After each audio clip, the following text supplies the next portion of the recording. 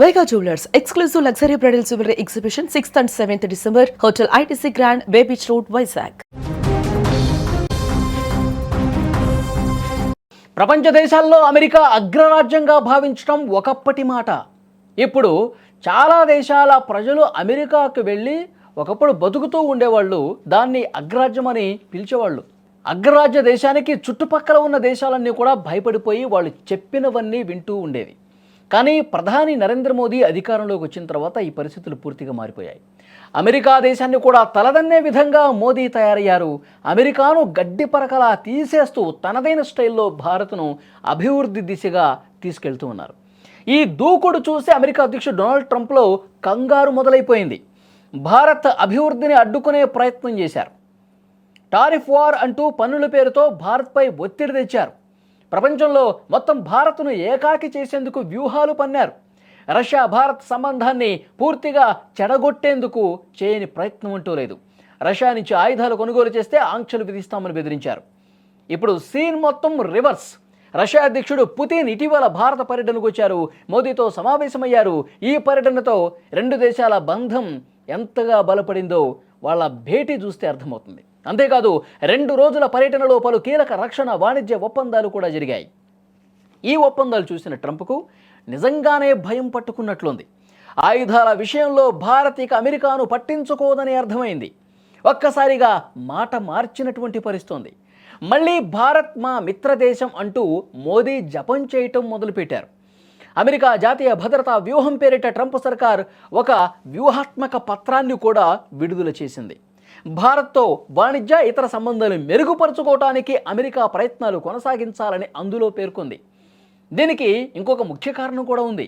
దక్షిణ చైనా సముద్రంలో ఎదురవుతున్న భద్రతా సవాళ్లను ఎదుర్కోవాలంటే భారత్తో బలమైనటువంటి సహకారం చాలా అవసరం.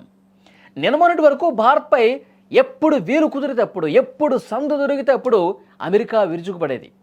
ఇప్పుడు మిత్రుడంటూ కపట నాటకం ఆడుతోంది.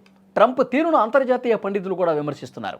పుతిన్ పర్యటనలో భారత్ రష్యా మధ్య జరిగిన కీలక ఒప్పందాలకు ట్రంప్ నిజంగానే భయపడ్డాడు. ఇప్పుడు భారత్ వైపు మైత్రి చేయి చాచినటువంటి పరిస్థితి ఏర్పడింది. మోదీ ప్రభుత్వం ధీటైనటువంటి విదేశాంగ విధానం వల్లే ఇది సాధ్యమైందని నిపుణులు కూడా చెబుతున్నారు. అమెరికా దబాయింపులకు, ఉడత ఊపులకు ఎవరు భయపడేవాళ్ళు లేరు.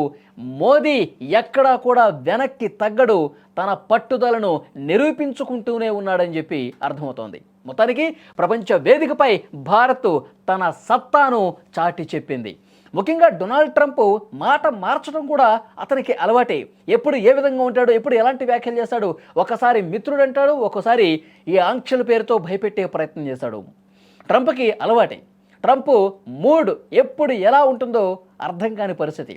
ఒకసారి ఈ యుద్ధంతో భారత్ పాకిస్తాన్ మధ్య ఉద్రిక్తతలో ఆపింది నేనే అంటాడు, యుద్ధాన్ని చల్లార్చింది నేనే అంటాడు. మరొకసారి ఆ యుద్ధాన్ని వాళ్లే ఆపుకున్నారంటాడు.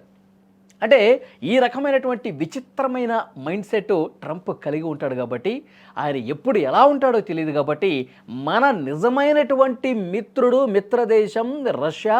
కాబట్టి రష్యాకి అనుకూలంగా ఈ రెండు దేశాలు కూడా 1971 నుంచి ఇప్పటి వరకు కూడా ఒక మంచి స్నేహబంధాన్ని కొనసాగినటువంటి పరిస్థితి ఉంది.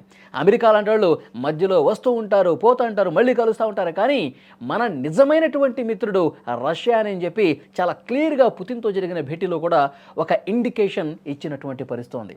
సో డెఫినెట్గా ట్రంప్ ఉన్నంతకాలం అతన్ని నమ్మలేనటువంటి పరిస్థితి ఏర్పడింది. ఇప్పుడు పుతిన్తో సంబంధాలు మెరుగుపడ్డాయి కాబట్టి, పుతిన్తో అనేక ఒప్పందాలు జరిగాయి కాబట్టి మన నుంచి భారత్ పూర్తిగా ఎక్కడ దూరం అయిపోతుందని చెప్పి ఒక ఆందోళనతో ట్రంప్ ఈ విధంగా ఒక వ్యూహాత్మక శ్వేతపత్రం విడుదల చేసినటువంటి పరిస్థితి ఉందని కూడా అర్థం చేసుకోవాలి. సో చూద్దాం నెక్స్ట్ ఎలాంటి పరిణామాలు చోటు చేసుకుంటే.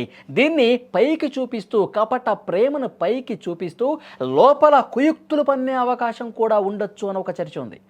సో అలాంటి వాడే డొనాల్డ్ ట్రంప్.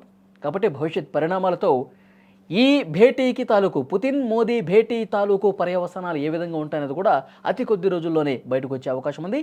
మోదీ వ్యవహార శైలి ఏ విధంగా ఉంటుంది, ఇతర దేశాల పట్ల ఏ విధంగా ఉంటుంది, ఏ విధంగా మన విదేశాంగ విధానం ఉంది, ఏ విధంగా ఒక చాకచక్యంతో సమన్వయంతో పోవాలో మోదీకి బాగా తెలుసు. కాబట్టి ఎవరిని ఎక్కడ ఉంచాలో అక్కడ ఉంచుతాడు. కాబట్టి అమెరికా ఏం చేసినా, డొనాల్డ్ ట్రంప్ ఎలాంటి కుయుక్తులు పనినా దాన్ని చాలా వ్యూహాత్మకంగా అడ్డుకునే నేర్పు, నైజం మోదీకి ఉంది అన్నది కూడా ఈ సందర్భంగా మనం చెప్పుకోవాలి.